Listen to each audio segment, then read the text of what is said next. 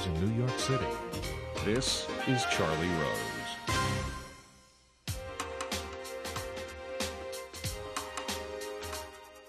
Tonight, we remember John F. Kennedy Jr., Carolyn Bessette-Kennedy, his wife, and her sister, Lauren Bessette. There is sympathy, of course, for the families of the three people still missing and presumed dead.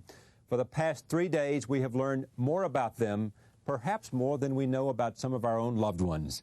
But why, indeed, should we care so much other than because it was a tragic death and because they seemed like such wonderful young people?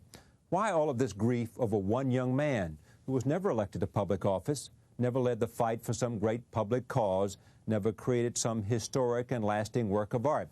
Because perceptions are more powerful than reality.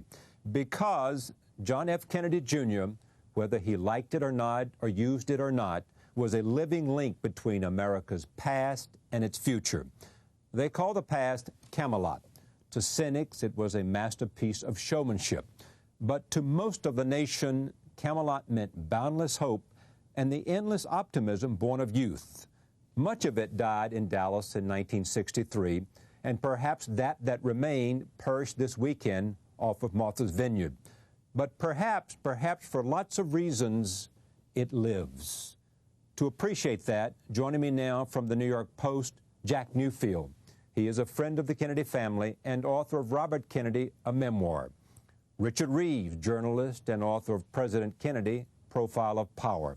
Also, he is senior writer at Brill's Content, Abigail Pogrebin. She recently interviewed John F. Kennedy Jr. for a piece about him in the magazine. I am pleased to have all of them. I begin with Jack Newfield. Tell me about this person. Each of us at this table, I assume, knew him because we live in this city and we're all come together at one place or some place at one time or the other. But you've known this family longer than most of us have. Every time I saw him, I got the thought, his mother raised him right. He just had a sweetness, a humility.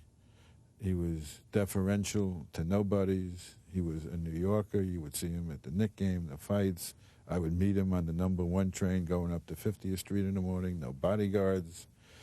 I just think of the word nice and good, and he knew how to handle celebrity. He used fame to subsidize virtue. He handled it so well that I always marveled at it. He had to know of the power he had. He certainly did. I mean, he raised the money for George Magazine. He was out last week trying to find new investors, but he never abused it. He never, I don't feel, if he exploited it, it was only for some decent motive or decent cause. Richard, there's a story that I have heard, and you can help me verify it, that his mother wanted him to read your book? Yeah, I know that story. I wouldn't have. It's self-serving. It was last year at a party. They're both raised by their mother. Caroline came up to me and said, I'm Carolyn Schlossberg, and my father, and I said, I know who you are. And she said, I wanted to tell you that my mother, I don't know how you know the story, my mother gave John and I your book and said, I want you to read this. The man inside is your father.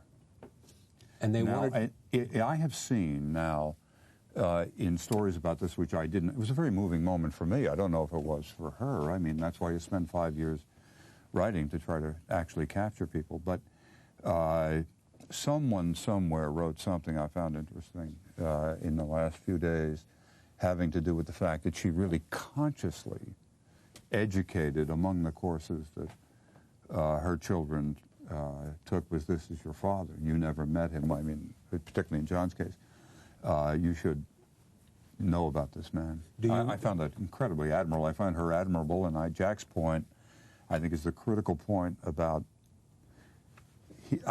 I found your introduction provocative and interesting, and I think there's some truth in it, but I also think he was an incomplete Kennedy. his mother had taken him away from some of the drive and the competitiveness and whatnot of the family, and did it deliberately. There's another story I read today where they were skiing and he fell. And Bobby, then, I assume, Senator Kennedy, came over and said, "Kennedys don't cry." And he said, "This Kennedy cries." Right. Which suggests several things, including a sense of self. He had a tremendous sense of himself, as distinct from the whole Kennedy family history, mythology. And he did things his way. He went to Brown. He didn't go to Harvard. He didn't go into politics. He went into journalism. Do you know what it was in your book about his father that the mother wanted him to comprehend?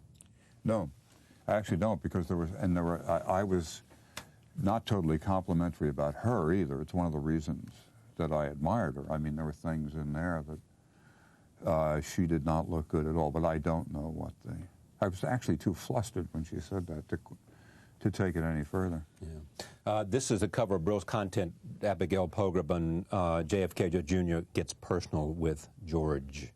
Tell me about the man that you met for this piece, and how much time you spent, and what did you go in expecting, and what did you come away with? Well, I have to admit that I went in with some skepticism, and I don't think I'm necessarily alone in that. There's been a lot of pummeling that magazine has taken, especially in the journalistic community, as you know. It was not considered consequential in Washington. It was not a must-read. They weren't known for getting the inside story. It was much more of a kind of celebrity-driven magazine. And so I think, you know, we approached this piece. I wanted to find out, sort of go beyond the pundits, the people who were constantly criticizing it, and talk to the readers, find out, you know, why they were reading it, why they were resubscribing for those who had. It was basically a successful magazine by magazine industry standards. It had survived, for 4 years with a respectable circulation of 400,000 plus. So I went in sort of ready to challenge him a little bit about how involved was he in the magazine, how much was his hand really in it, and how philosophical was he about what this magazine had turned out to be, or was it just kind of a flyer for him? So with all of that, I came away incredibly impressed, I have to say. Impressed with stories and with hands-on grip of what this magazine wanted to be? He was very invested in it. He really cared about it, and he was very thoughtful about what he had created and what he intended to achieve with it. That he really wanted to engage the country, that he didn't do this for the cognoscenti. And it bothered him definitely that he hadn't won their respect, but that wasn't going to be his driving force. And the fact that he had people interested and engaged and enjoying politics in a way that they hadn't was a real satisfaction to him. Plus, he was, as they're all saying, incredibly poised and put me at ease when I was a little shaky at the beginning. And he just had a way of really being so human, so real, that you sort of walked out feeling a little bit, you know, like, you know, this is someone I won't forget. This is somebody that's real. Yeah. And the sweet prince that you talked about. And this mother gets the credit for this? I think so. Because certainly she the way set out to make sure that this was the raising. That he would have a sense of self, a sense of privacy, a sense of decency, of honor, all of which I think he acquired, and I think Jacqueline, I think, gets the credit. You told the story when we were off the air about standing with him, waiting an hour for luggage to come down from a flight from the West Coast. Well, I think Jack and I both know Kennedys don't wait for luggage. You had to wait because... No, you would have waited for his luggage. I also want to... Can I add something? Yeah. I have a 22-year-old assistant who is works in the archives for me. I'm doing a book on Nixon, and he was a student of mine. And when I talked to him on the phone this morning, I didn't read George, so I guess I'm the cognoscenti. And he said, he said to me, "What's going to happen to the magazine?" I said, "Well, I don't know, but I wouldn't be optimistic." He says, "The best political magazine." He said, "All my friends." Who said this? A 22-year-old assistant of mine. Yeah, who cares about politics, but is, you don't again... get it, Dick. What?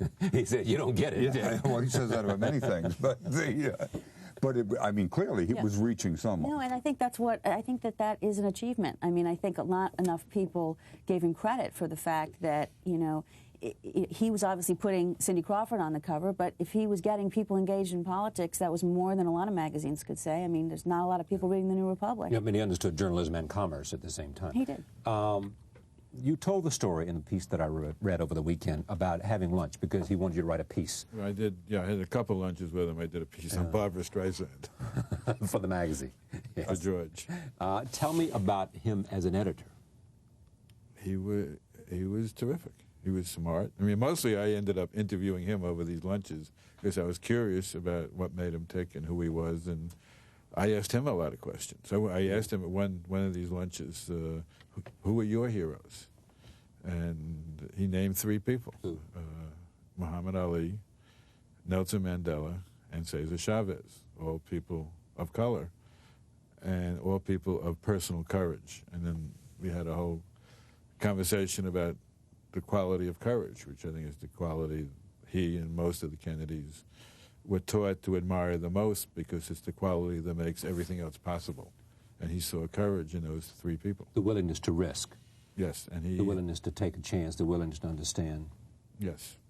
He did not share their politics. I think he made sure George was kind of nonpartisan and not particularly liberal, although what I knew about his personal life, he did a lot of humanitarian charity that he wouldn't want publicized in terms of helping healthcare workers. He had set up a whole organization. He gave away clothes to the homeless. He went out to Robert Kennedy's Bed-Stuy Restoration Project often and helped quietly. Was this a man in the process of becoming something? It's a very, very good question. I wanted to see what Jack thought about the. When the president said these fine young people and whatnot, he talked about them, and a lot of people are as if they were kids. I mean, when his father was his age, he'd been a senator for 6 years and was within a couple of months of coming within a couple of votes of being the Democratic nominee for vice president. And I know times have changed and whatnot, but John Kennedy was getting pretty old to be a young man. And he affected the style, the backpack and the caps and that kind of thing. And what is it that made him that different from the driven Kennedys? I mean, and it goes beyond his mother, I think. I don't know. Well, I know that he was asked to run for mayor, for senator, for governor, and he didn't feel he deserved it or earned it, or I think he didn't want it yet. Yet's the key word, isn't it? Yet. I mean, he felt that that politics was built for people who were good at being brutal and bogus, and he wanted to spend the next 5 years building up George magazine, and then maybe then he would look at it. But I think he felt he was not cut out for the brutality of politics. And he chose journalism and the media because it's a way of being of politics, but not of it. Yes, and also he said it's a way for me to turn the tables on the gossip industry, on the media which hounded me all my life. Now I'm part of that thing. Yeah, he actually addressed that in our interview. He said, I know it drives people crazy that I have decided that I'm a journalist, have started my own magazine because I've been, or my family has been on the other end of this all these years. But that he did a lot of these interviews in George, and a lot of them were quite interesting, quite good, but they were also very even-handed, very down, middle of the road, down the line. Very consciously nonpartisan. And where he was criticized for that, people said, you're lacking an edge, you don't have a point of view. He said this cannot be John F. Kennedy Jr.'s soapbox. As soon as it turns into that, it's a failure. And having been on the other side and for so long, he was absolutely determined to keep he was erring on the side of fairness almost to a fault, which I just thought was interesting. I think it is a fault. I mean, magazines are the extension of one person's mind, whether it's Harold Ross or Harry Luce or Tina Brown, and that he had found, and they depend on point of view. Magazines are a luxury, and that he now had his magazine, and I wondered whether he next had to develop a point of view that was strong, I thought, from having mucked about in that business. His point of view was to be nonpartisan. and it was a generational constituency that Well, he was going for. his uncle and his father used to quote many times about what was the line The from hottest Dante? places of hell are reserved for those who keep quiet in times of moral crisis. His response Who was to hire out maintain the model. neutrality. Who maintain neutrality, right, in times of... Well, and he also said, though, look in the age of Lewinsky. He said, look at the public. They don't want this fight. They don't want a partisan fight. They're not responding to it. That's who I'm listening to. But again, when I would talk to other reporters, they would say there's no teeth in this magazine. You know, there's no punch. Does anybody speak to how much of his father they saw in him?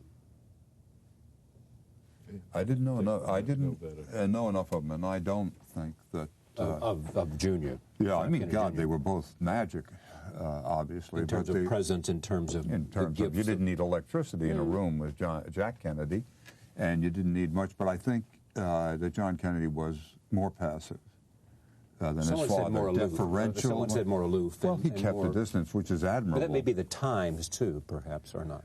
Well, because his brother was quite different, Jack, as you obviously Yes. written. But John didn't like conflict.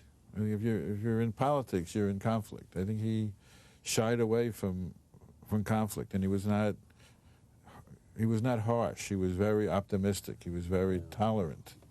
And his father, loved to set people against each other just to see what would happen, for amusement.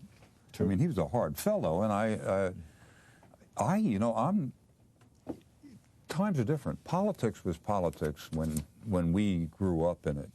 Now economics, communications are equally as important. It's not the power.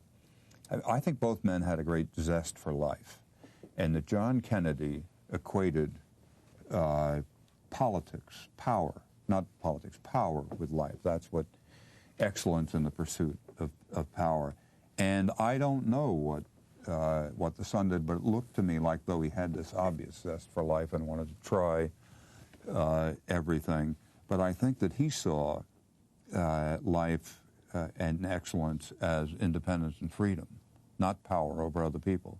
It's an interesting point. Also, the one difference is that because of his father's illnesses, did not have an opportunity to be as athletic as John Jr. was in terms of this passion for all kinds of sports. I mean, there were, and from kayaking to flying. I didn't think he had the ego drive to dominate, to control. That's the point, you know.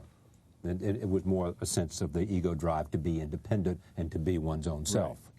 You know. Exactly. Which most of us, I think, have. I mean, journalism's a great field. You get to play, but you don't have as much at risk, and you don't have to win. Yeah.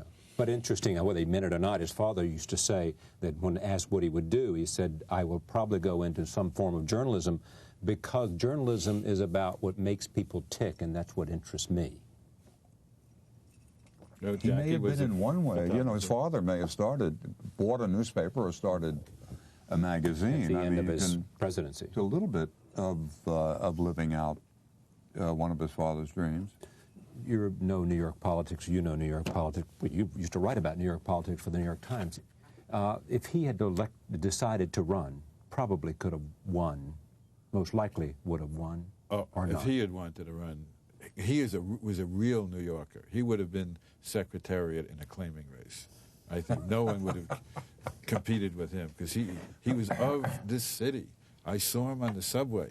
I saw him at the Garden. Jeff Greenfield told a story the other night of coming back from one of the Knicks recent games, saw him on the subway going back downtown after the Knicks game. Yeah. He was a true New Yorker. So that plus the people be attracted to help him would have made it his. And that underlying, I think, decency people instinctively felt was there. What seems to come out, and you would understand this, is this sense of decency about him, this sense that had, you said Sweet Prince, you know, this whole sense of this was one human being who could have been so many things that were unattractive and turned out to be, at core, compelling and attractive and decent. And when you look at the Kennedy family, I mean, you don't want to start going into their wayward moments, but, you know, there have been anything from drugs to alcohol to people being, you know, having difficult annulments and affairs, and somehow he he emerged sort of unscathed through all of that. I mean, I think that my generation was pulling for him in the sense that with all of the burden that he bore of his family legacy, and with the incredible white-hot spotlight on him all the time, that he had somehow still managed to rollerblade in Central Park. That after I interviewed him, first of all, there were no handlers. There usually are, when you're, meeting someone like that. No one else was in the room. And he walked out to the same snowy night on the same street that I did. And that maybe shouldn't be such a novelty, but he was not in a bubble. He was a regular guy. And I think it should be mentioned, his sister, too. I mean, they made it. And that's what makes this all the more tragic. I mean, I just think that he was one of those guys that you just identified with. He was one of us, and he wasn't perfect. Why so much outpouring about this loss? Because he became America's son. We saw him salute the casket on his 3rd birthday. He grew up in public. He grew up in the age of television and media. Yes, I think every mother wanted him to be their son. He was what we all would want in a son, and he grew up as a surrogate son of a couple of generations. I think there's obviously an awful lot to that, and also he grew up in the time where as the society became more and more mobile for a lot of reasons, we came into this age of celebrity where true celebrities, and he was a celebrity. His father was one of the fathers of the age of celebrity, where these people like him, became more real to people than the people next door, because people were moving around, lives were changing, and whether it's Bill Cosby or John Kennedy or Oprah or who else, people know more about these people than they know about the people next door, and they get it. It is truly amazing. Now, the amazing thing to me is how much of it translated overseas. I mean, Canada suspended all, that's not overseas, but Canada suspended all broadcasting. 19-minute lead on TF1 in Paris. It's the lead at every place in the world, I would assume. Yeah. There's no place that is not the lead. And I think because of the murders of Jack and Bobby, a lot of people displaced their hope onto him, although he may never have run for office. People were hoping he might, to continue a certain legacy. And I think we can't discount the glamour. I mean, I have to say, just from my generation, the perspective of opening People magazine or In Style magazine and seeing them as a couple, I mean, this was really celebrity at its most intense. And Hollywood could not have done better in creating. You couldn't cast this role. A couple that well, I mean, look at that picture. It's that picture. Yeah, I mean, you stare at it. You just, you can't take your eyes off it. How much of it, though, is both in terms of the American psyche, what began with the election of John Kennedy, whatever magic that was created there that brought people to Washington, the sole sense that the 60s were going to be different, and we had gone from FDR to Harry Truman to Dwight Eisenhower, and now this young president. And then when that was shot down in Dallas, he was the prince. The prince. But that it must have had incredible impact. There's a picture of John and Jackie with opening the door of the private part of the White House, the residence, on the day that January 20th, 1961, that he was inaugurated, and we had been governed by old men from Eisenhower back to William Howard Taft. And suddenly, and there you're standing, he's got the key in the door, looking the way men usually look when they're, and she was holding a little boy in her arms, and that boy was John, who was when he was born, I think November 27th of 60. His 3rd birthday was the I leave now to take a new job and have a new baby, he said at Hyannisport. And but it wasn't even. It was so extraordinary to see young, attractive people walking into that door after. Because it made us, as it was said when he was assassinated, I guess it was Mary McGrory or Pat Moynihan, or someone said, "We'll never feel young again."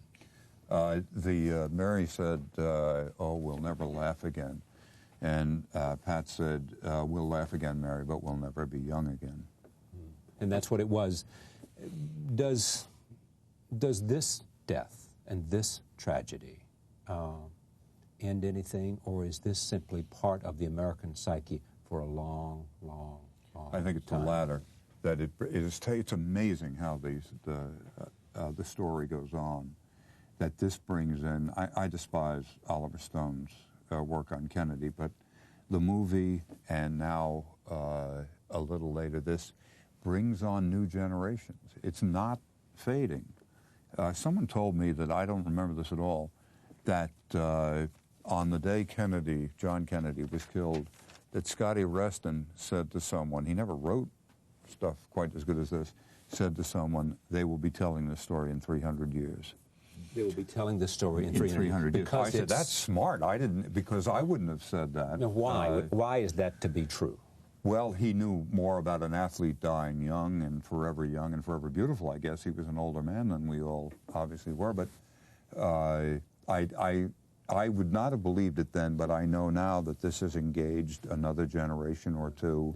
And then there could be a great transformation in the family where the most macho family in the country will essentially be taken over by women, by Caroline, by Kathleen Townsend, by Maria Shriver. Rory Kennedy was a great filmmaker. Great documentary filmmaker. That's where looks to me as if the talent is now. So that will be a great Godfather 8. And the story goes on because there are so many Kennedys. That's right. That's a big part of it. How much? The next family that big in American politics will be named Hussein. People don't have a number of children, so there's always something happening. Yeah, because of the 11 or 12 that Robert Kennedy, how was 11, John?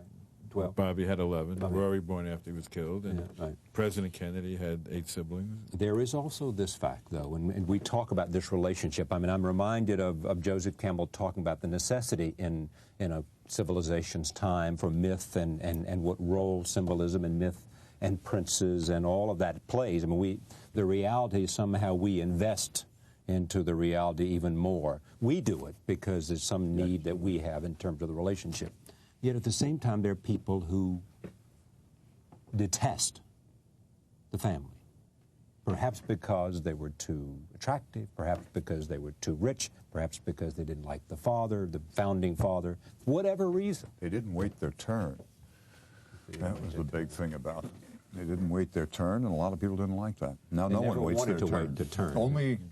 Only John waited his turn, but no one waits their turn anymore because Jack Kennedy won the nomination by attacking the institution he wanted to lead. People didn't do that. Now, by breaking down the great prejudice against a Catholic president, which in 1960 was considered a huge impediment to his election, and now today the world is mourning his son. No one thinks right about the tremendous discrimination the Kennedys conquered. Yeah. Do you think that about him, we know the kindness, we know the sense of not having handlers around, we know the sense of he knew most of us, and all of us had conversation. It was approachable. All of those kinds of things that he will be never, as his father perhaps was, he will somehow still be separated by myth about him because he died so young, because he was a prince, because. The same is true of Jack and Bobby. They were all flowers who didn't completely bloom when they were killed. And therefore, there was lost promise. People will fill in stuff that they don't know. What would have been the rest of the novel? The saddest of these is what might have been. That's the saddest story today, isn't it?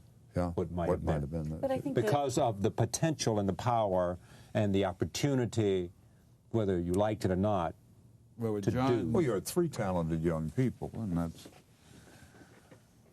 in each case, what might have been. What might have been. I mean, a child dies in Harlem might have been the one to discover. Exactly. Yeah, I would say that maybe a brain surgeon with cancer does better. Go ahead. But I think there's also something, and it was the same, I think, with Princess Diana to a point, where someone is cut down in their perfection. I mean, that he will be always remembered with these pictures, that he didn't age in front of us, and neither did his father. And I just think that for some reason, just adds to the myth. You know, it resonates even more. We didn't have time to see him always be this. right get jowly or have a pot belly Well, or so Alexander the Great, Jesus, you know. 32, 30-something. It's not fun, but it's a good historical technique. When you think about the family, and I'm intrigued by this notion. The story, another story about the founding father, Joseph Kennedy, is that when he would send the kids down to ski, again skiing, you know, if they came and did well, he'd send them back because you didn't take enough risk. You didn't take enough risk. You didn't come down fast enough. Has that become inbred? I mean, is that, in a sense, there is some element of risk-taking. It gets passed on, so it becomes part of who you are.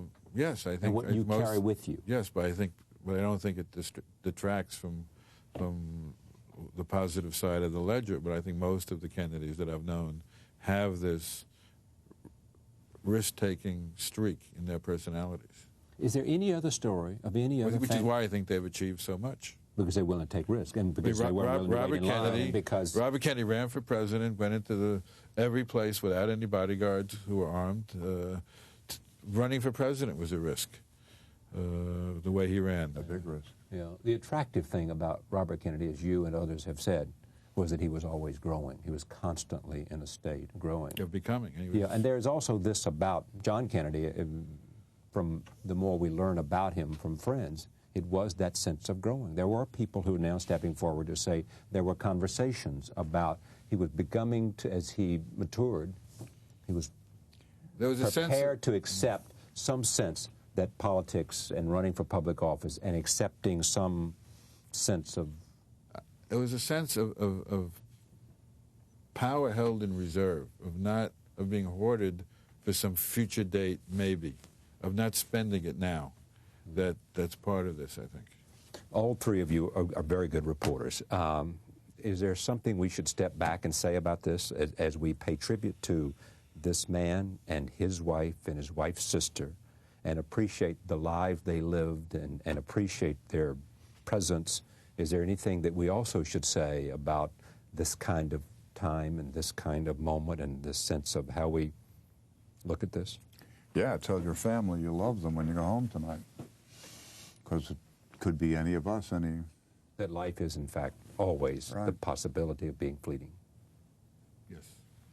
Jack Newfield, Dick Reeves, Abby Bogerman, thank you very much. Thank you. We'll be back. Stay with us.